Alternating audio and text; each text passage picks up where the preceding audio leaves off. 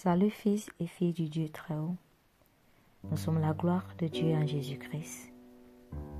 Dieu est saint, il est fidèle, il est glorieux.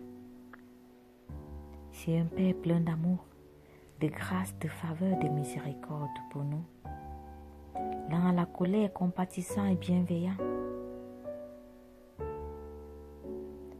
Notre Père nous aime tellement. Son amour pour nous est si grand.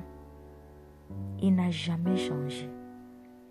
Malgré la désobéissance, le péché, l'ignominie, le rejet, il ne nous a jamais abandonnés.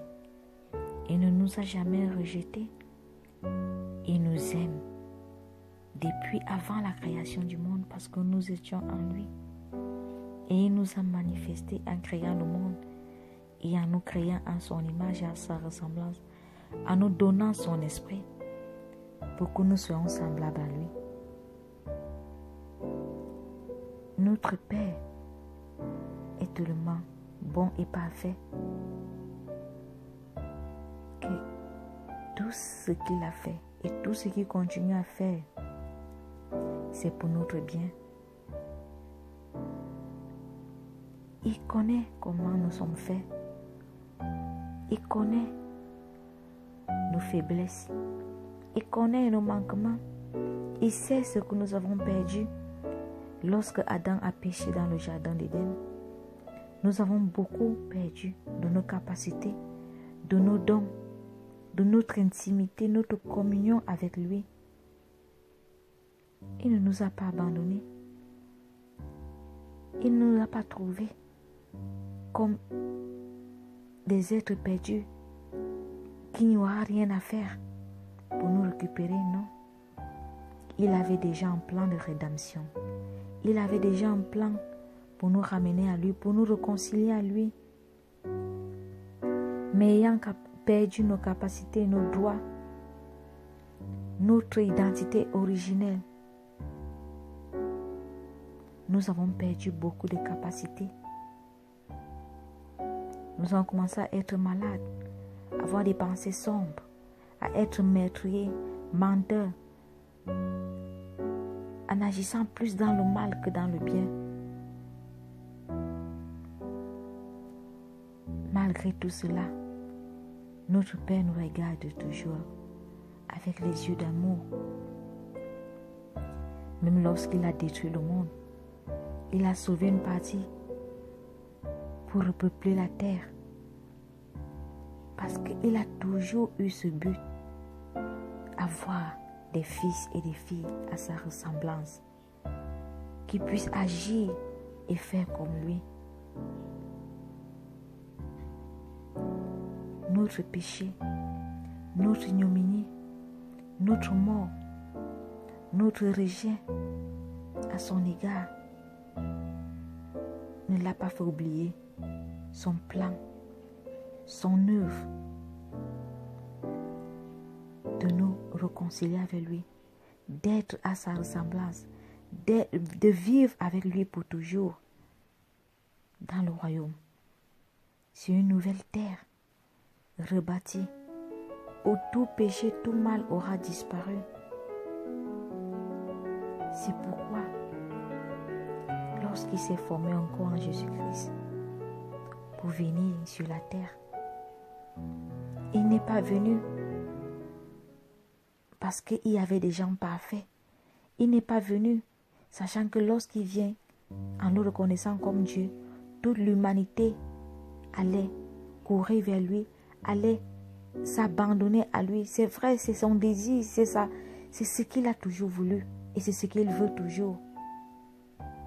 Mais il n'est pas venu parce qu'on était parfait ou parce qu'on lui a demandé quelque chose, mais parce qu'il nous aime et il veut notre bien plus que nous-mêmes. Romains 5, de 6 à 8, il est écrit: car lorsque nous étions encore sans force, Christ au temps marqué est mort pour les impies.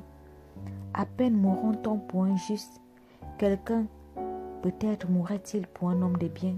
Mais Dieu prouve son amour envers nous en ce que lorsque nous étions encore des pécheurs, Christ est mort pour nous. Alléluia. Dieu faite chair.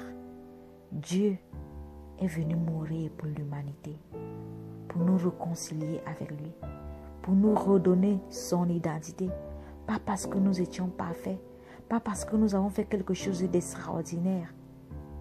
Nous vivions dans les ténèbres, dans la poubelle, dans le péché, dans l'ignominie. Malgré ça, son amour pour nous a transcendé cela pour venir nous prendre, pour venir nous sauver, pour venir nous retirer de cette vaine manière de vivre et faire de nous des fils de lumière et faire de nous les fils de Dieu. Alors, bien-aimé, lorsque tu acceptes le Seigneur Jésus-Christ comme ton Seigneur et Sauveur, c'est une grâce, c'est un privilège. C'est pourquoi il nous a donné cette mission d'aller partout dans le monde, de prêcher la bonne nouvelle, de ramener ce qui était perdu à lui. Et il est là chaque jour, il nous aide par son Esprit Saint. Alors, lorsque tu es sauvé et que le Seigneur t'a accordé cette grâce de marcher avec lui, de vivre avec lui, d'être conforme à lui, de reprendre son identité, ne condamne pas ceux qui ne le sont pas encore. S'il t'a pris dans la boue, dans le péché, dans la mort, il t'a donné la vie. Ne rejette pas ceux qui n'ont pas encore cette capacité-là. Tu as fait grâce. Fais grâce aux autres en leur amenant Jésus, en leur parlant de Jésus, en leur manifestant de l'amour, de la compassion que le Seigneur a manifesté pour l'humanité.